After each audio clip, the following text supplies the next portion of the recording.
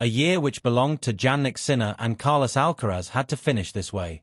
Another pulsating contest between the preeminent pair on the men's tour, this time with the season-ending ATP Finals trophy at stake, was a fitting conclusion.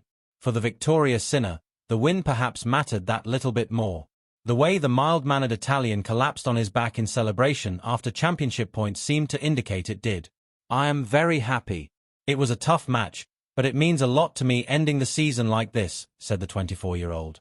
Not only did the four-time major champion defend the prestigious trophy in front of passionate home support in Turin, concluding a tumultuous season where he won the Australian Open and Wimbledon but spent 3 months on the sidelines after being banned for failing 2 doping tests. But the 7-6, 7-4, 7-5 success also ensured Sinner kept Alcaraz on a leash. While the rivals have equally shared the 4 Grand Slam trophies this season, there was a feeling that Alcaraz had started to gain a slight upper hand in a rivalry which has illuminated the sport. The 22-year-old Spaniard had already clinched the year-end world ranking going into Sunday's final, while a dominant performance in the US Open's showpiece match gave him a 10-5 lead over Sinner in their head-to-head record. After losing in New York, Sinner made a revealing remark when he conceded he needed to leave his comfort zone in order to truly test Alcaraz.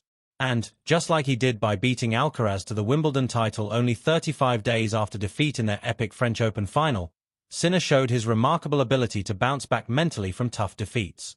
Even his opponent can see the defiance. "After every loss, you don't have many, you come back stronger," said Alcaraz in his on-court runners-up speech.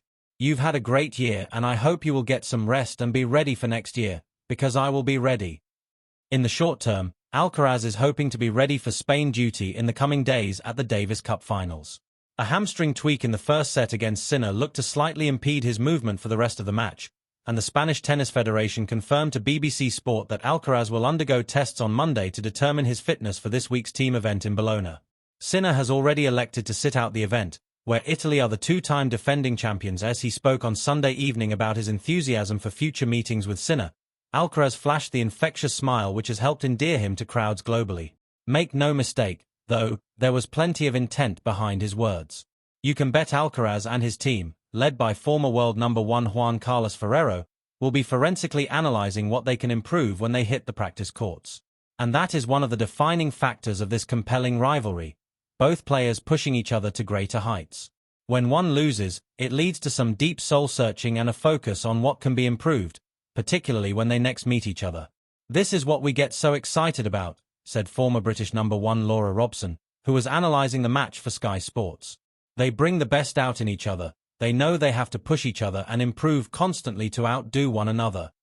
Former world number 4 Tim Henman said the level of Sinner and Alcaraz is frightening for their rivals.